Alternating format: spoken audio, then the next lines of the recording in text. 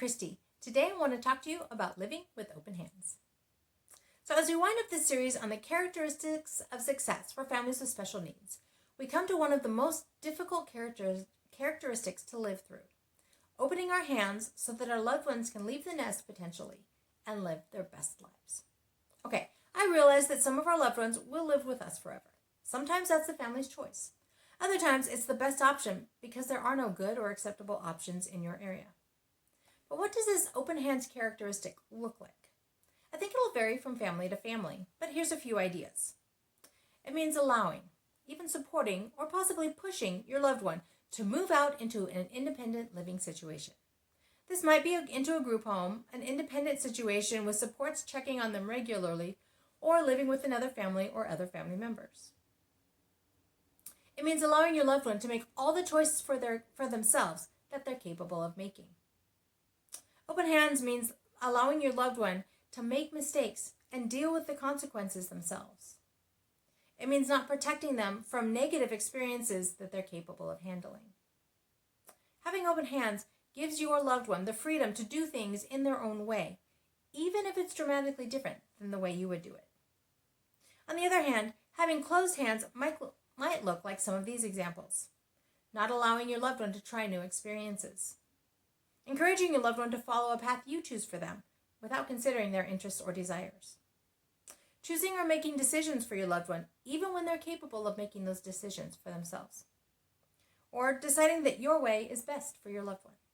Okay, I realize I may have just stepped on some toes there, and I do apologize for that. That really is not my intent. I think that this is one of the most important characteristics that we can seek to develop because it means that we've done everything we can to help our loved one to truly live their best life. It means we look and fight for what's best for them, not what's easiest for us, or sometimes what we would choose ourselves. It means that we're honoring our loved ones in the very best way possible. We're treating them as typically as we possibly can.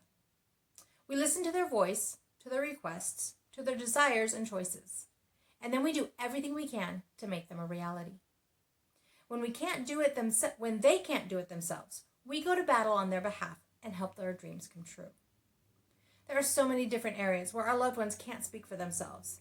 They don't understand how to fight for what they want, or they don't have the vocabulary to put into words what their dreams are. But if we're seeking to hold them with open hands, we strive to be that voice for them, to read between the lines and help them figure out what their dreams are, and then bring those dreams to life. And if the time comes, it's being willing to launch them into the world to live as independently as they can.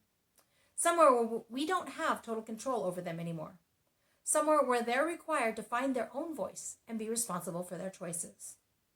Yes, it will often be in a supported environment to help guide them into good choices, but it's still apart from us and beyond our control.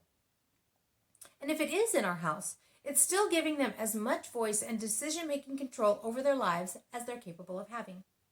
It's allowing them to grow and develop into their own person, to develop their own voice, to disagree with us at times.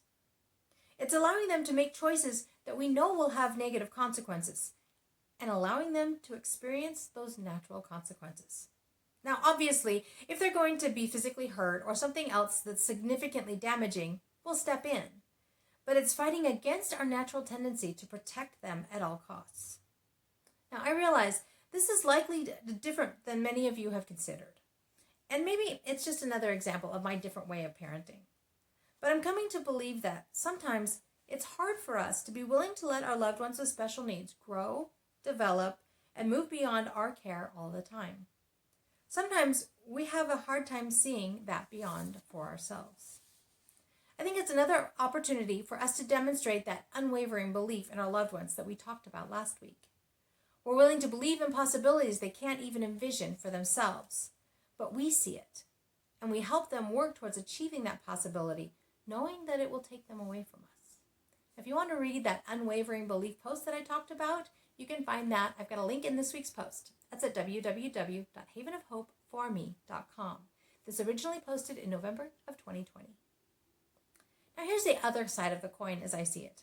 We keep our hands closed and we seek to keep our loved ones with us where we can help make their lives easier. Sounds like a great option. What happens when we're gone? It may not be all bad if we can plan ahead and prepare them. But what happens if there's an accident or some other event suddenly takes us out of their life? How do they respond then? Have we prepared them? I suspect many times the answer to that is a resounding no. And that's not what I want for AJ's life. I want him to thrive with me or without me. He needs to live a fulfilled, complete life, even when I'm not around. Now I realize that part of that is driven by his ability level and his desire to be independent. But it's more than that to me. It's about planning for the worst and hoping for the best. Meaning I want to plan that I won't be in his life on a daily basis and work towards that in the near future. But I also hope that I'll be around for many years to come to help him succeed and thrive in that life apart from me. I want to hear all kinds of stories about adventures he's gone on and how he's challenged himself without me being there to cheer him on. Then I'll know that he'll be just fine if I'm around or not. And that's what living with open hands looks like for our family. So that leads me to my question for this week. What does living with open hands look like in your family? I'd love to hear your thoughts and experiences. You can leave me a comment below, or you can leave me a comment over on the blog. Again, that's at www.havenofhopeforme.com. This originally posted in November of 2020.